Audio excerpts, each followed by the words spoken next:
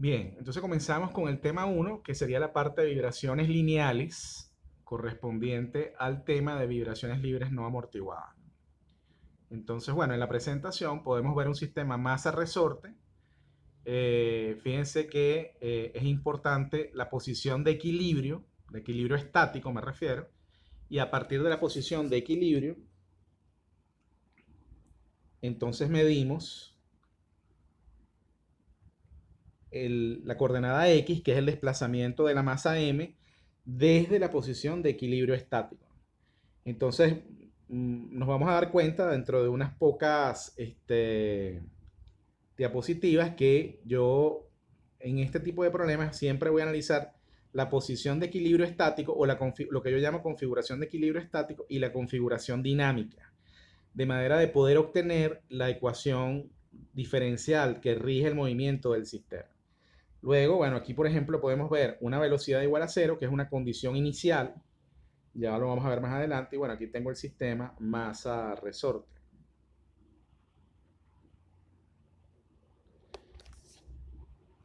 Bien. Entonces acá, por ejemplo, introducimos lo que es un oscilador armónico. Déjenme hacer un zoom. Fíjense que acá, bueno, fíjense, un resorte y una masa, o sea, un sistema masa-resorte. Básicamente, fíjense, yo estoy viendo ahí un sistema masa-resorte, pero ¿qué es realmente lo que yo estoy haciendo? Yo estoy agarrando un sistema real y lo voy a tratar de representar como un sistema masa-resorte. Es decir, el resorte estaría representando la rigidez del problema real o del sistema real, y la masa estaría representando la inercia del problema real. ¿Ok?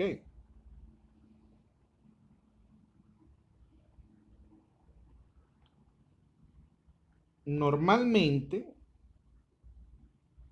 ese resorte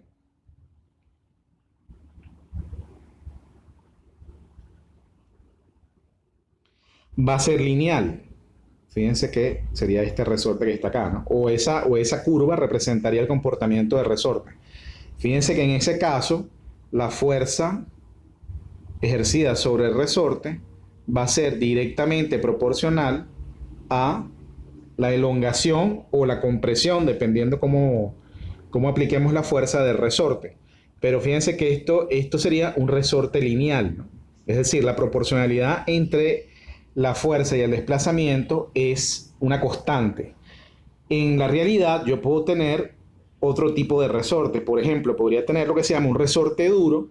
Fíjense que en ese caso, la ecuación es F igual a la constante de rigidez por X a la N. O sea, la X tiene un exponente y ese exponente es mayor que 1. Entonces, claro, ¿por qué es un resorte duro? Bueno, porque fíjense que para lograr el mismo desplazamiento que logro en otros resortes con menos fuerza, aquí necesito una fuerza mayor. ¿Ok? Y luego, déjenme ver si puedo echar para atrás.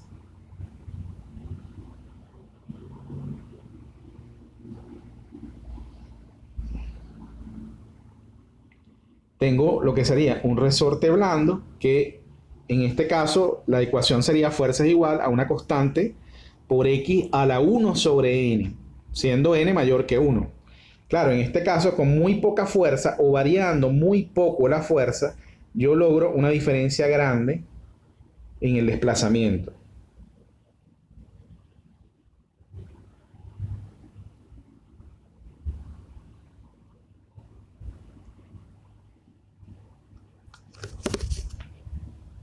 Bien, entonces ya introdujimos, el oscilador armónico. Nos dimos cuenta de que vamos a trabajar con un sistema masa-resorte y que el resorte tiene el comportamiento lineal, que es la ley de Hooke, ¿verdad? Fuerza es igual a K por X. Entonces me interesa derivar la ecuación diferencial que rige ese fenómeno. Para ello, fíjense, vamos a analizar varias configuraciones del resorte. Entonces la primera configuración sería la configuración indeformada.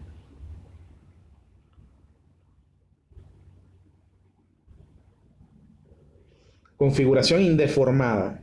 Es decir, ahí está el resorte y como no tiene ningún peso, entonces él no tiene elongación. Bueno, podríamos decir que él tiene la elongación que le genera su propia masa repartida a lo largo del resorte. Pero más allá de eso, o sea, para no entrar en ese detalle, digamos que el resorte no tiene masa, esa es otra propiedad. O sea, supongamos que la masa de resorte es despreciable. Entonces, si no hay una masa puntual añadida a él, él tiene una longitud L sub 0, que es la longitud indeformada. O sea, estoy aquí en esta configuración. Luego, si a ese resorte se le adosa una masa m, ¿verdad? Y se deja actuar sobre la gravedad, él llega a lo que se llama la posición de equilibrio estático. O sea, cuando él llega a la posición de equilibrio, se para y entonces acá el resorte se ha elongado, lo que se llama un delta o delta estático, también se le llama. Es decir, el delta causado por la gravedad, ¿ok? O el delta de la configuración estática. Entonces, recuerden, esta es la configuración estática o de equilibrio estático. A partir de esa configuración, entonces vamos a analizar la configuración dinámica, es decir, él se empieza a mover. De manera que esta configuración que está aquí es la configuración dinámica. Fíjense que para que él se comience a mover, primero tengo que definirle una condición inicial, o sea, una posición inicial, un x sub 0, y una velocidad inicial, que esas serían las condiciones iniciales. Entonces ahí arrancaría el tiempo cero. ¿Ok? Y bueno, desde ahí él comienza a moverse, comienza a oscilar. Es decir, habrá un momento donde él está bajando, llegará a una posición donde ya no se mueve, o sea, donde la velocidad es cero, cambia de movimiento, va hacia arriba, va hacia abajo. ¿Estamos de acuerdo?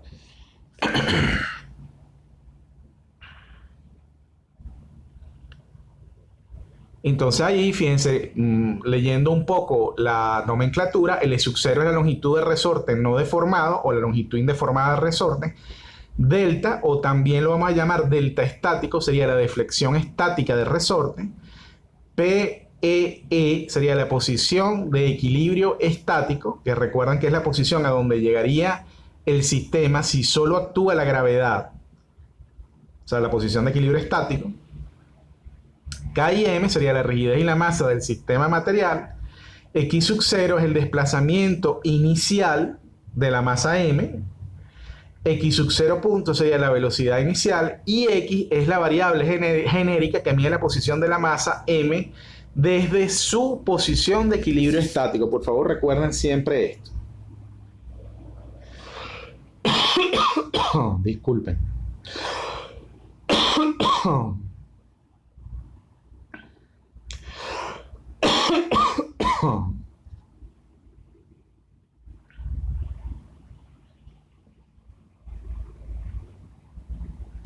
Bueno, lo que quería decir era esto.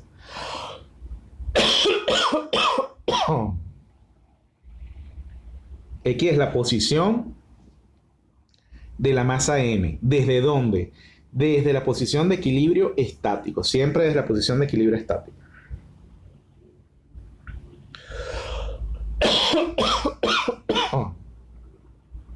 Disculpen que tengo gripe. Perfecto. Entonces, fíjense, imaginémonos que estamos en la posición de equilibrio estático. Es decir,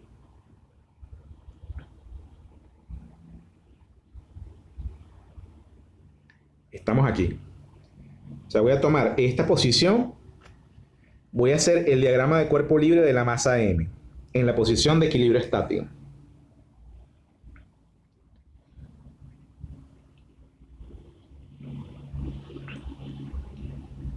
Bien, entonces fíjense que aquí tengo la masa M, hacia arriba está actuando la fuerza del resorte, ¿verdad? Como el resorte se ha estirado un delta estático, la fuerza del resorte es K por delta estático. ¿Ok? O sea que esto que está acá es la fuerza que ejerce el resorte sobre la masa M. Y luego la otra fuerza que está actuando sobre la masa M es su peso, ¿verdad? O sea, el peso de la masa M, es decir, mg. Como estoy en la posición de equilibrio estático, la sumatoria de fuerzas debería ser igual a la masa por la aceleración, pero como estoy en la posición de equilibrio estático, la aceleración es cero, es decir, el sistema no se está moviendo. Luego entonces la sumatoria de fuerzas es igual a cero, de manera que la fuerza de resorte es igual al peso, o podríamos decir que la fuerza de resorte menos el peso es igual a cero, para, para ser congruentes con esta ecuación.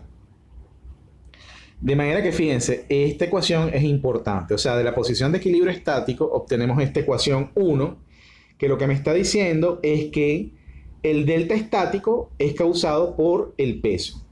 O sea, la fuerza de resorte en equilibrio estático es causado por el peso. Siempre, por favor, tengan en consideración las unidades. Entonces, por ejemplo, si sabemos que K, recuerden que la fuerza de resorte, estamos utilizando resortes lineales, la fuerza de resorte es igual a K por X, lo que implica que K va a ser igual a ¿quién? A la fuerza de resorte o una fuerza sobre X, que es un desplazamiento. Entonces fíjense que la K va a tener unidades de fuerza sobre desplazamiento, o bien newton por metro, o bien kilogramos fuerza sobre metro, o si estamos trabajando en unidades inglesas, libra fuerza sobre pulgada, libra fuerza sobre pie, etcétera, ¿no? O sea, siempre tienen que estar pendientes de las unidades.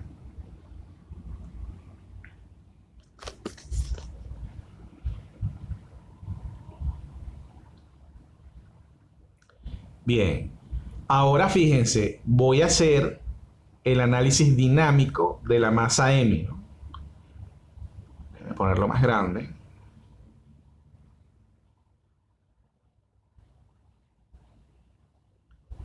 Entonces acá, bueno, déjenme por favor, voy a poner esto un poco más abajo.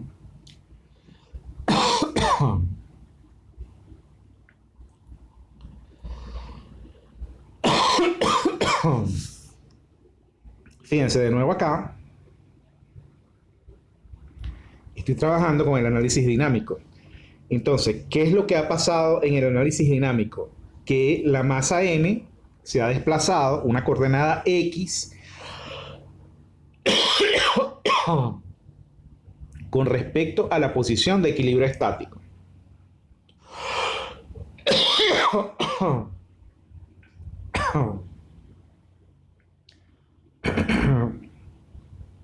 Que es esta X que se ve aquí, ¿no?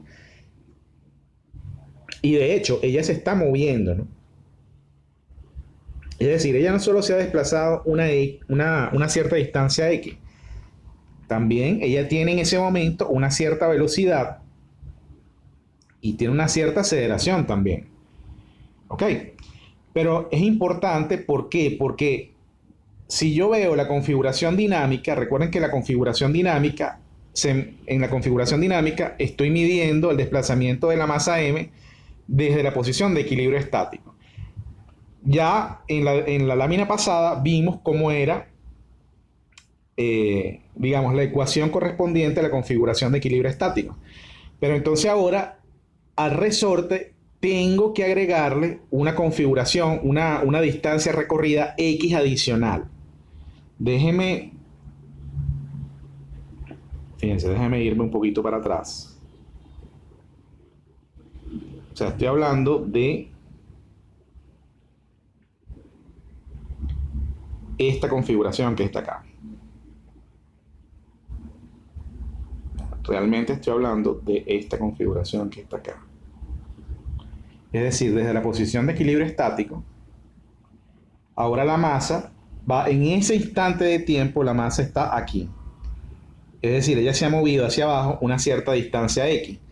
Entonces, recuerden eso porque ¿qué es lo que está pasando en el resorte? O sea, ¿cuál es el delta del resorte? Bueno, primero él estaba en la posición de equilibrio estático, o sea que él ya tenía un delta estático en su elongación.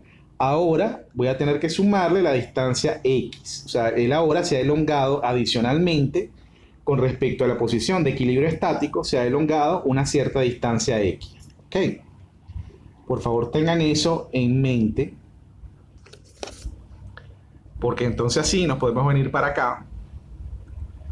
Fíjense que esta es la configuración, el análisis dinámico, pues.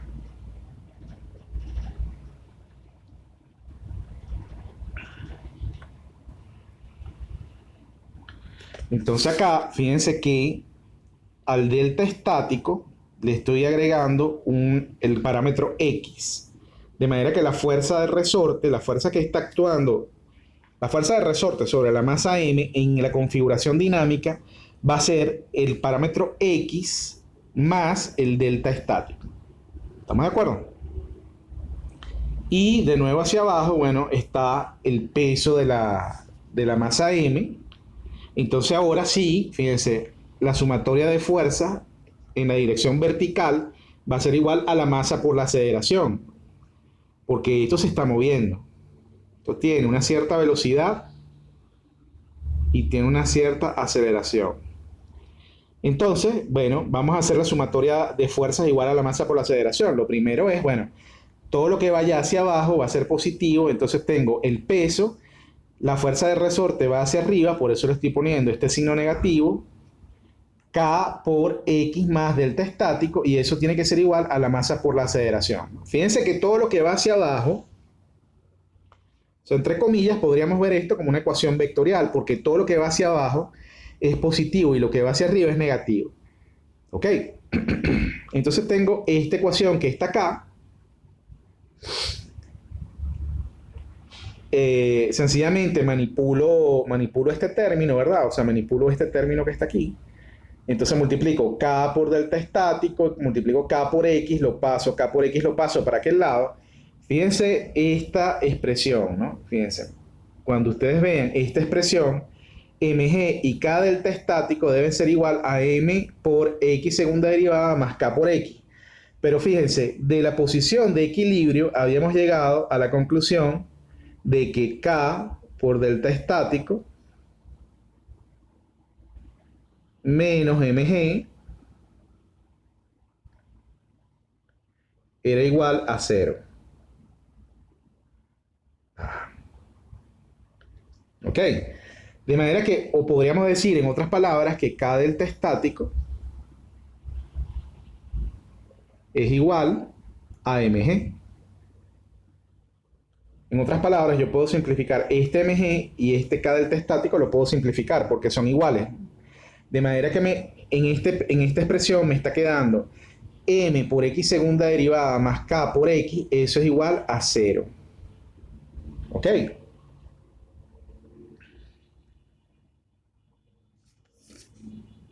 Fíjense que es la expresión que tengo aquí abajo.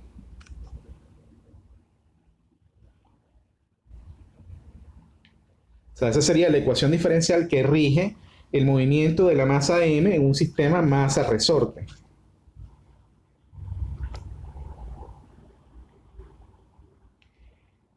Ahora fíjense, fíjense, esta es la ecuación 2. Yo pudiese dividir ambos miembros de la ecuación 2 entre m. Y entonces voy a obtener acá, fíjense, x segunda derivada más k sobre x. Perdón, disculpen, más k sobre m, quise decir. Me voy hacia atrás. Más k sobre m por x es igual a 0. Y este término que está acá le vamos a dar un nombre particular, que es la frecuencia, bueno, la frecuencia natural de vibración del sistema va a ser igual no a ese término propiamente, sino a la raíz cuadrada de ese término. K sobre m. ¿Ok?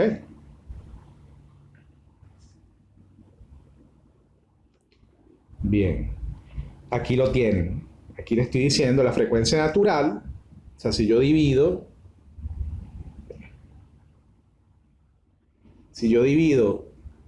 todo, o sea, ambos términos, disculpen aquí,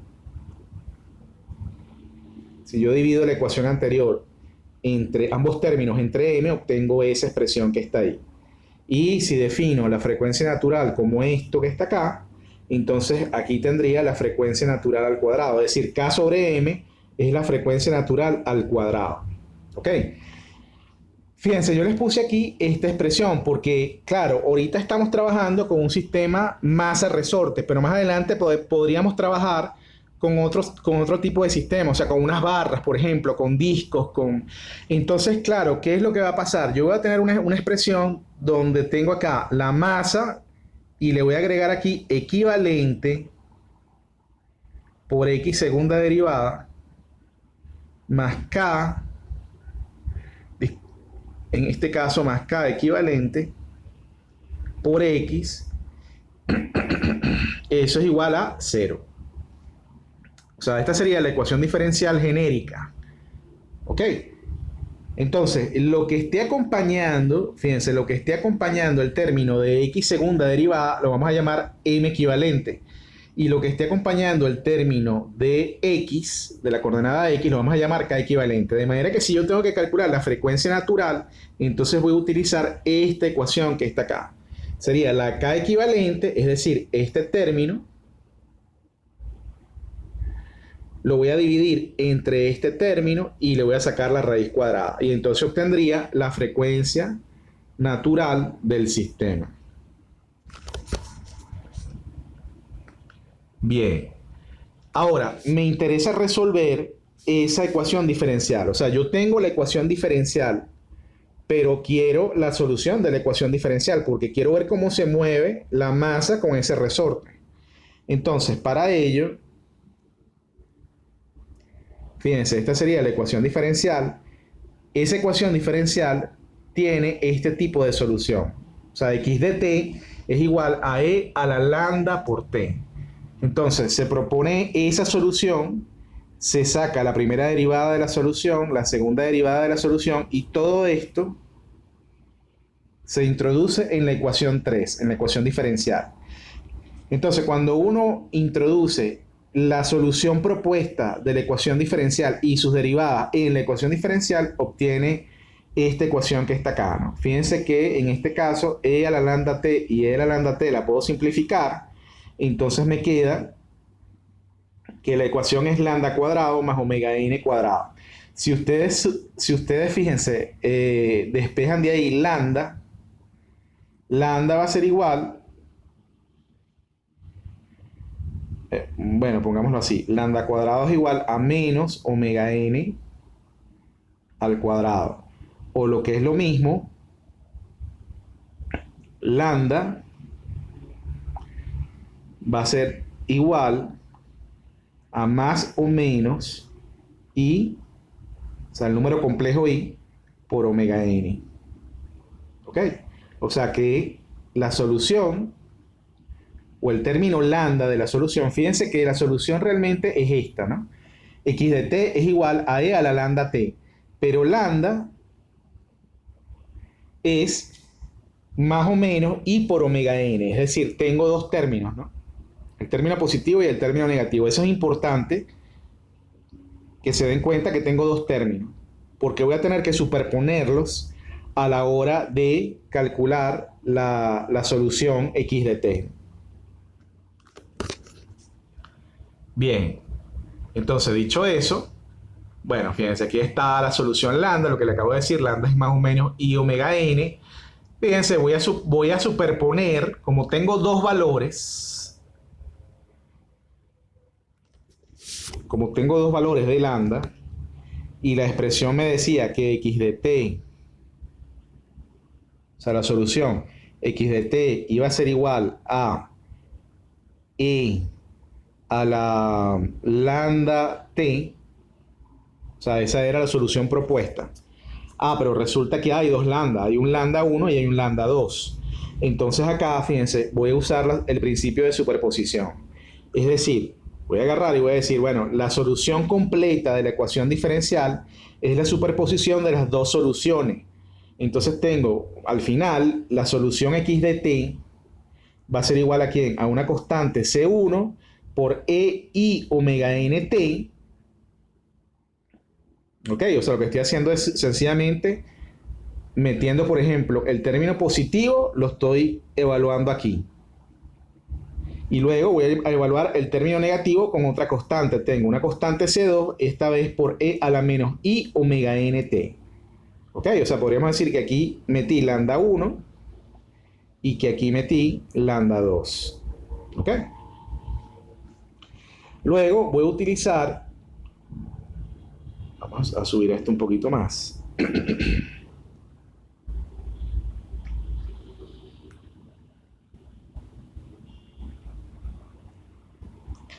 Luego, fíjense, esto que está acá es lo que se llama identidad de Euler. Eso es una identidad matemática. Si yo tengo E a la más o menos I a la lambda t, eso puedo expresarlo como una suma de cosenos y senos, donde aquí aparece el número complejo I. ¿Ok?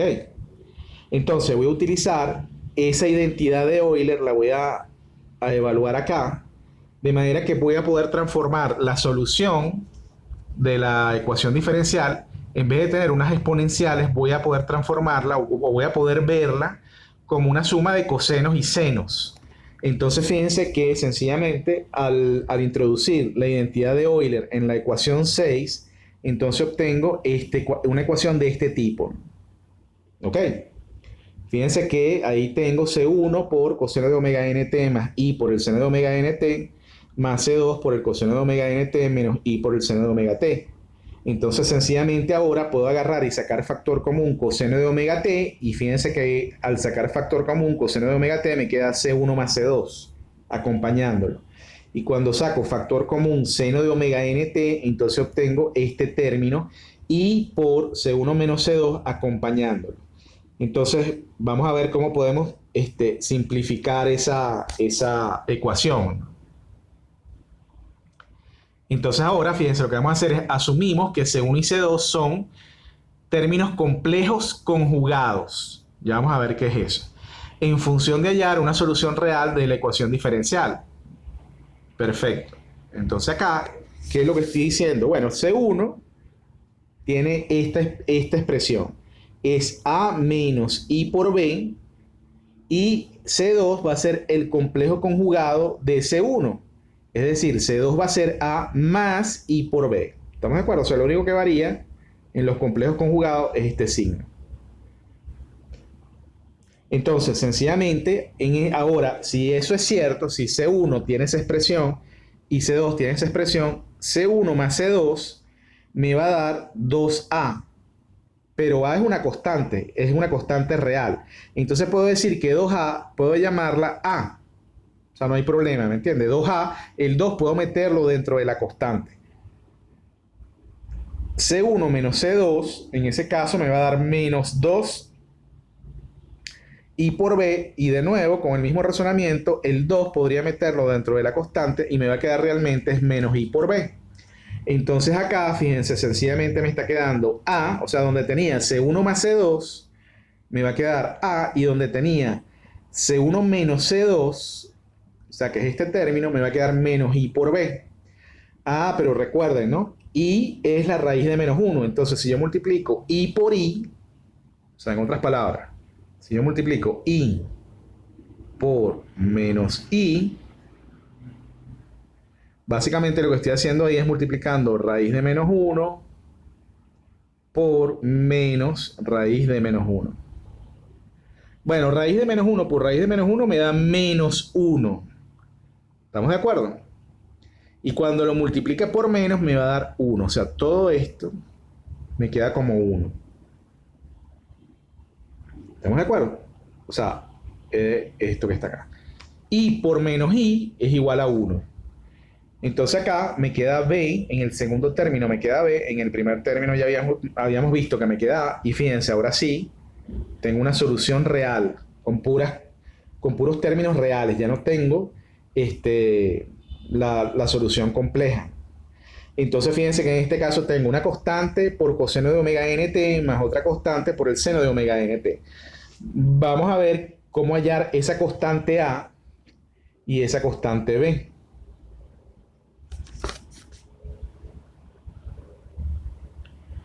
Bien, entonces esas constantes se hallan con las condiciones iniciales. Ok. Entonces acá, fíjense, por ejemplo, lo primero que voy a hacer es, en el tiempo cero, ¿cuánto vale la posición inicial de la masa? Bueno, voy a decir que vale x sub 0.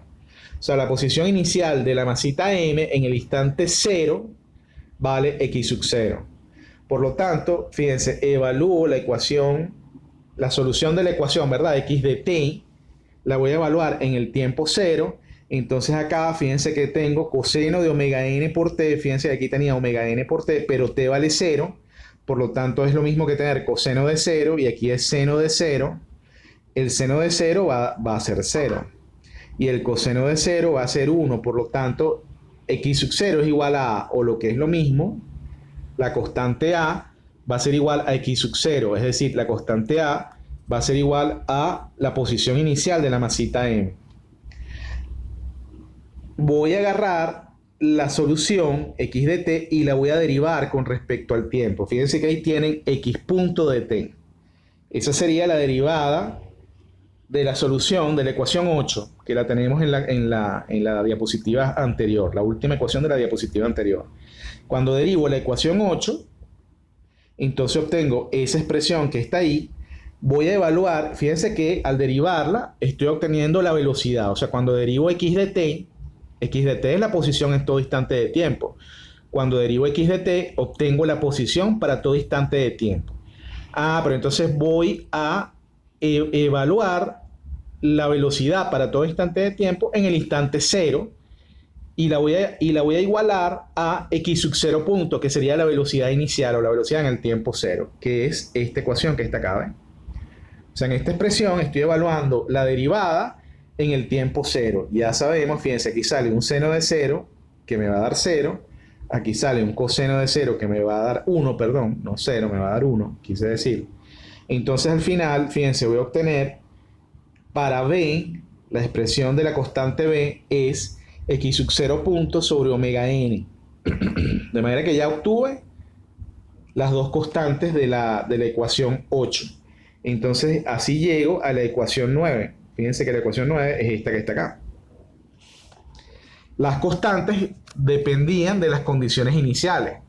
Por ejemplo, la constante a dijimos que era x sub 0 y la constante b dijimos que era x sub 0 punto por omega n. Perfecto, o sea, yo pudiese ya resolver el problema, pero vamos a hacer una última manipulación matemática para que la ecuación quede más compacta. Vamos a ver que la ecuación, la ecuación 9 la puedo escribir de manera más compacta. Entonces, para ello voy a hacer lo que se llama un cambio de variable. Déjenme poner esto más abajo. Fíjense que yo estoy proponiendo este cambio de variable que está acá. O sea, estoy diciendo, ok, voy a llamar al cateto opuesto, este señor que está acá, lo voy a llamar x sub 0, que es igual a a. Y el cateto adyacente va a ser b, que es x sub 0 punto sobre omega n. Entonces, eso lo voy a dibujar como un triángulo rectángulo donde el ángulo es phi y la hipotenusa de ese ángulo es x grande, podríamos llamarlo así, ¿cierto? Entonces, si yo aplico el teorema de Pitágoras, digo, bueno, x grande tiene esta expresión. O sea, es la sumatoria de los catetos al cuadrado, ¿no? Cateto opuesto al cuadrado más el cateto adyacente al cuadrado, raíz cuadrada de eso que está ahí. Entonces, bueno, esa x grande va a ser mi amplitud, ya la vamos a ver más adelante, pero por ahora conozcámosla como x grande. Y el ángulo phi de ese triángulo rectángulo, bueno, es el arco tangente del cateto opuesto sobre la hipotenusa, ¿no? Si quiere lo vemos así, o sea, la tangente de phi va a ser igual a ¿quién? Al cateto opuesto, que es x sub 0, sobre la hipotenusa, sobre el cateto adyacente, disculpen, que es x sub 0 punto sobre omega n. ¿Ok? Puedo pasar el omega n para arriba, pero a mí me interesa el ángulo. O sea, el ángulo phi es el arco tangente. O sea, saco arco tangente a ambos lados. Entonces obtengo esta expresión que está acá. Bien. Perfecto. La otra cosa es que yo puedo agarrar y decir, fíjense, en el mismo triángulo rectángulo, si ustedes se dan cuenta, ¿quién es x sub 0? X sub 0 es una proyección de x. O sea, yo pudiese decir x por el seno de phi es igual a x sub 0. ¿Estamos de acuerdo? O sea, estoy encontrando esta proyección. Si yo multiplico x por el seno de phi, estoy encontrando esta proyección del triángulo rectángulo. Ah, pero resulta que esa proyección es x sub 0 también. Entonces obtengo esta expresión que está acá. X sub 0 es igual a x por el seno de phi. Y de la misma forma, yo pudiese agarrar x y proyectarlo en la horizontal. Entonces ahí tendría x por el coseno de phi, estarías hallando esta proyección. Pero resulta que esa proyección es x sub 0 punto sobre omega n. De manera que obtengo esta otra ecuación. ¿Ok? Entonces sencillamente, fíjense, yo puedo agarrar y sustituir x sub 0 por x seno de phi y x sub 0 punto sobre omega n lo puedo sustituir por x coseno de phi. Fíjense, me voy un poquito para atrás. Esta expresión, esta x grande por el seno de phi, si no me equivoco. Ah, pero queda multiplicando por el coseno de omega nt. ¿Estamos de acuerdo? Y esta expresión que está acá va a ser x grande por el coseno de phi por el seno de omega nt. O sea, digamos, para que sepan de dónde salen. Esa es esta expresión.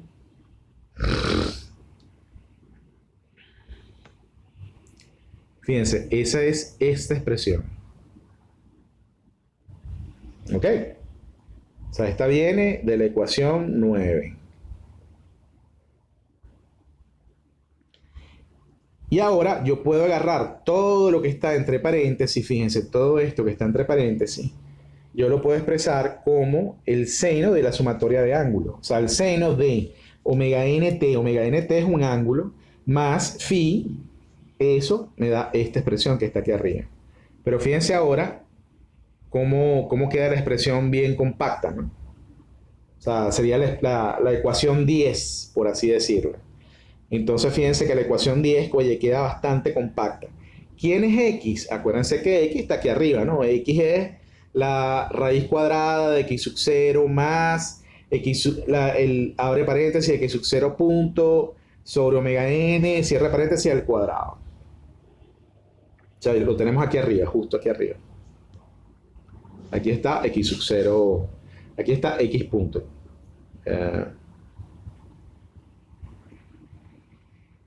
Aquí está x grande, perdón, disculpen, quise decir. Este es x grande. ¿Ok? Entonces ya tengo la ecuación diferencial. Fíjense, la ecuación diferencial final, o sea, mi respuesta final es, si quieres saber cómo se mueve el sistema masa-resorte, aquí está. Se mueve mediante esta expresión. ¿Ok? Donde ya sabemos cuánto vale phi y sabemos cuánto vale x grande. Claro, y omega n también sabemos cuánto vale. Omega n es la raíz de k sobre n. Perfecto. Entonces, si uno, fíjense, eso que está ahí es una constante por un seno de un ángulo. Si uno representa gráficamente esa expresión, vamos a ponerlo acá, entonces obtengo esta ecuación, ¿no? Fíjense, esta gráfica. Bueno, eso es un seno, ¿ok? Él tiene un cierto desfase, ¿no? O sea, no empieza exactamente en cero, sino que tiene un cierto desfase phi. O sea, un ángulo, ese phi se conoce también como ángulo de desfase. ¿Ok? Entonces, claro, ojo, ¿no? Esta x grande, fíjense, la x grande, la constante x grande, es la amplitud máxima. Esto también es x grande. ¿Ok? Esa sería la amplitud máxima. A esa expresión se le llama amplitud. Y irme hacia atrás.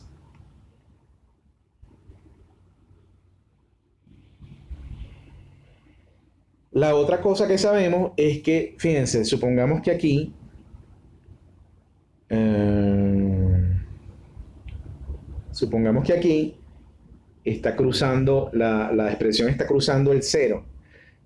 Y aquí también está cruzando el cero. Entonces, el tiempo que tarda la masita en llegar de aquí a aquí es lo que se llama periodo. Que por cierto, la ecuación del periodo la están viendo acá. Es decir, el periodo, en este caso sería el periodo natural, ¿no? Por así decirlo, pero también se conoce como periodo. El periodo es 2pi sobre omega n, donde omega n es la frecuencia natural que ya vimos antes, ¿no?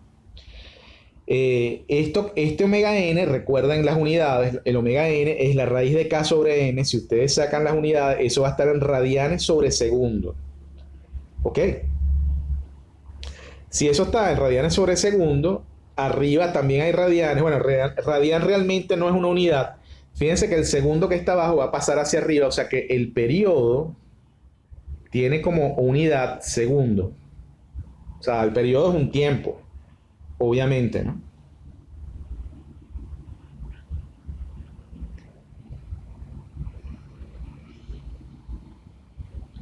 Ahora fíjense que acá realmente yo no estoy graficando tiempo, sino que estoy graficando omega n por t, que es un ángulo.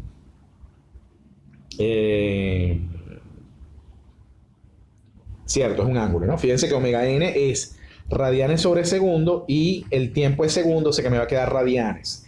Entonces fíjense que la distancia en radianes desde aquí, o sea, desde este cruce en cero hasta este cruce en cero, bueno, va a ser omega n por tau n, o lo que es lo mismo, 2pi.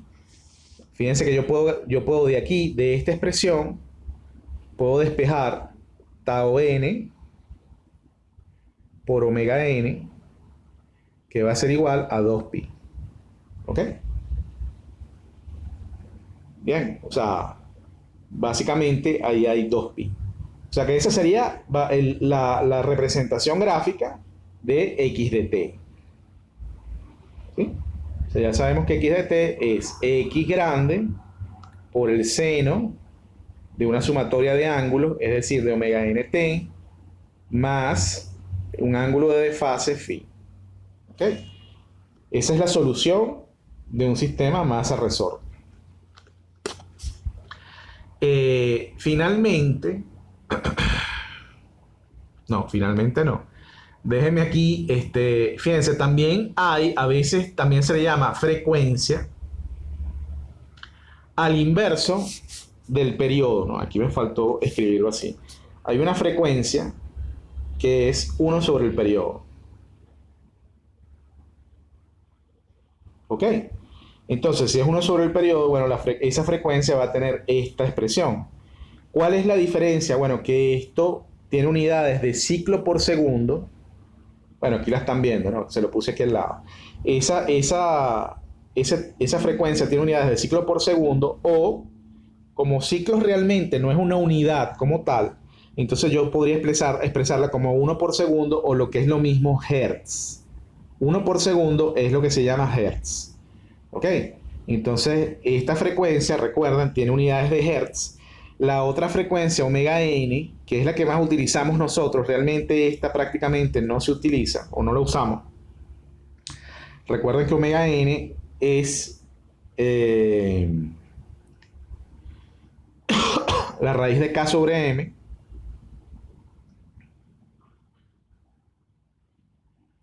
que es radianes sobre segundo. ¿Ok? Bien.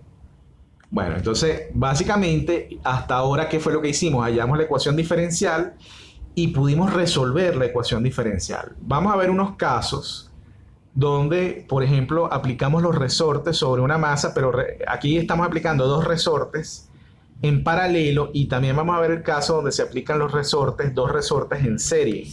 Entonces, por ejemplo, en este caso, tengo, fíjense, el resorte K1 y el resorte K2 que están aplicados en paralelo, uno al lado del otro. Están conectados a una masa M Y fíjense, esa masita M, por cierto, se desliza en un canal vertical. Es decir, la masa M lo único que puede hacer es subir y bajar. No puede rotar. La rotación está restringida. Claro, porque si tengo un resorte K1 y un resorte K2 y K1 y K2 son distintos, esa M, si no la restringo, va a rotar. En cambio, en este caso, lo único que va a hacer es desplazarse verticalmente hacia arriba y hacia abajo. Entonces, supongamos que ahí está en la posición de equilibrio estático. Disculpen, déjenme ir hacia atrás y le voy a poner aquí posición de equilibrio estático. Bueno, entonces, ¿qué es lo que está pasando ahí? Bueno, tengo la fuerza F1, la fuerza de resorte 1, la fuerza de resorte 2 y el peso.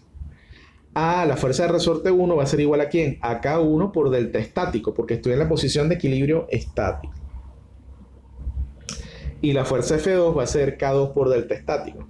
Entonces, cuando haga la sumatoria de fuerzas igual a 0, porque el sistema no se está moviendo, obtengo esta expresión. mg menos K1 más K2 por delta estático. ¿Ok?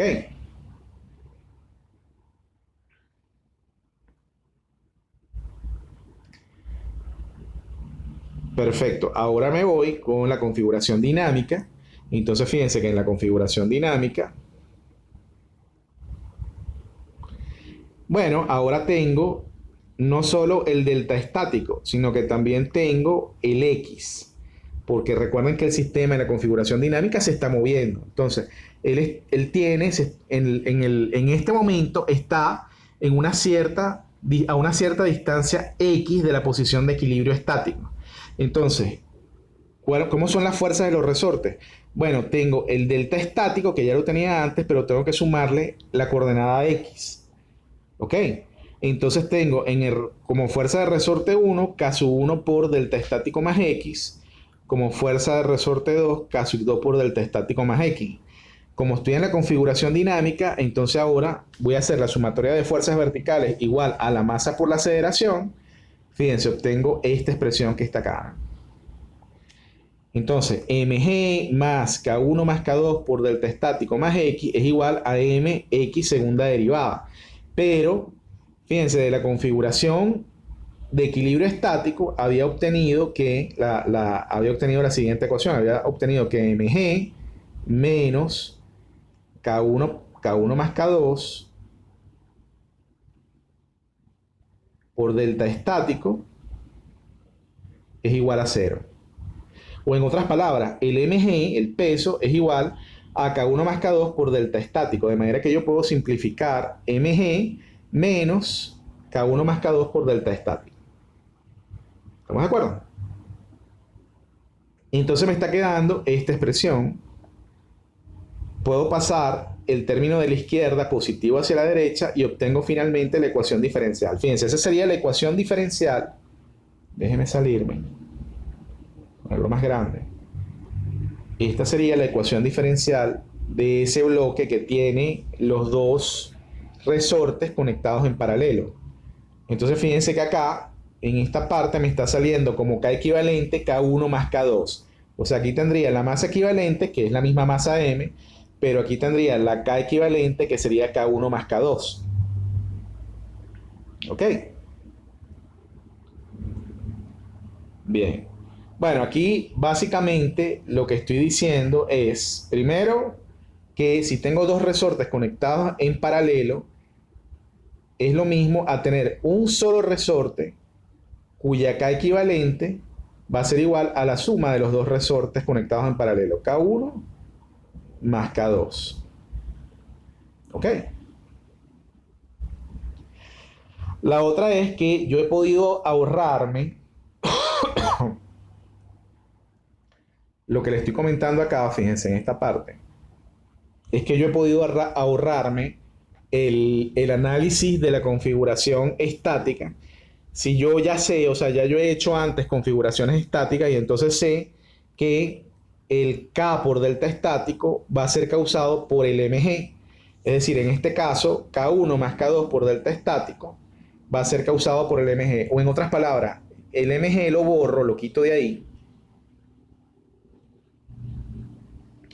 Pero si yo quito el mg de acá abajo, entonces de aquí arriba voy a quitar el K por delta estática.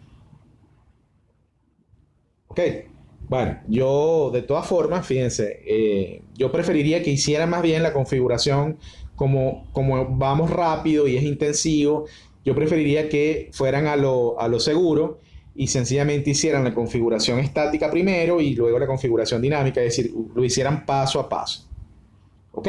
Pero entonces fíjense, lo interesante acá es precisamente lo que les quiero decir es que, déjenme ver si puedo, ajá, me voy a venir para acá. Este sistema que está acá es equivalente a que yo tenga, vamos a ver si me sale bien el dibujo, un solo resorte con la masa m. Pero este señor debe tener la K equivalente, que en este caso es K1 más K2. ¿Ok? Perfecto. Bueno, ese fue el caso de un resorte trabajando, resortes conectados en paralelo. Vamos a ver el caso de un resorte conectado en serie.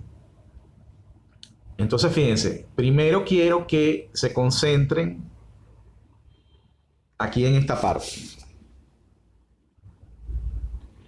Fíjense que ahí tengo un resorte K1 que está conectado a un punto A o por un punto A un resorte K2 que a su vez el resorte K2 está conectado a la masa M.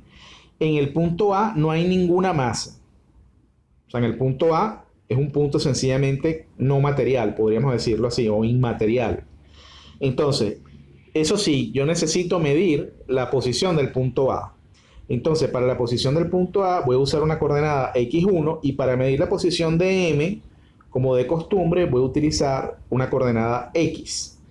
Entonces, me voy...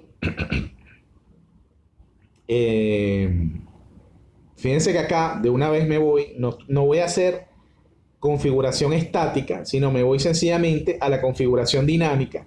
Entonces, lo que estoy haciendo acá es primero, en este diagrama estoy viendo las fuerzas que actúan sobre la masa M. Pero fíjense, si yo me ahorro la configuración estática, o sea, si ya yo he hecho antes el análisis estático, yo sé que cada delta estático es causado por el peso. Por lo tanto, ahí, fíjense, no estoy poniendo el delta estático aquí arriba y tampoco estoy tomando en consideración el peso. Fíjense que borré el peso aquí, lo borré. Entonces, sencillamente, si hago eso, tengo esta expresión que está acá, o este diagrama de cuerpo libre, en la configuración dinámica. Entonces, básicamente lo que estoy haciendo es sumatoria de fuerzas igual a la masa por la aceleración. Como esa fuerza va hacia arriba, aparece como un signo negativo aquí, menos K2 por X menos X1 va a ser igual a la masa por la aceleración. Ahí tengo la ecuación 1. Luego me voy a ir al nodo A. Entonces veo qué es lo que está pasando en el nodo A. Tengo hacia arriba, bueno, por cierto, ¿no? Yo estoy aquí suponiendo, cosa que es lógica, que la elongación X, o digámoslo así, la coordenada X va a ser mayor que la coordenada X1. O sea, que los resortes están actuando o están trabajando en elongación, por así decirlo. Si eso es cierto, entonces aquí tengo, fíjense, una fuerza hacia arriba sobre el nodo A, tengo una fuerza que vale K1 por X1 y sobre el nodo A hacia abajo, causado por el resorte de K2, tengo una fuerza que vale K2 por X menos X1. X por X menos X1 porque X es mayor que X1. O sea, este término es positivo y en efecto, si X es mayor que X1, la fuerza va hacia abajo. Y ahí sencillamente tengo masa igual a 0 porque no tengo ninguna masita puesta, ¿no?, en el nodo A. Entonces ahora de nuevo hago sumatoria de fuerzas igual masa por la aceleración, pero en este caso la masa del punto A vale 0. Por lo tanto me queda esta expresión que está acá. Entonces, si yo arreglo, manipulo esa expresión, fíjense, puedo despejar x1 y me va a quedar que x1 es igual a k2 por x sobre k1 más k2.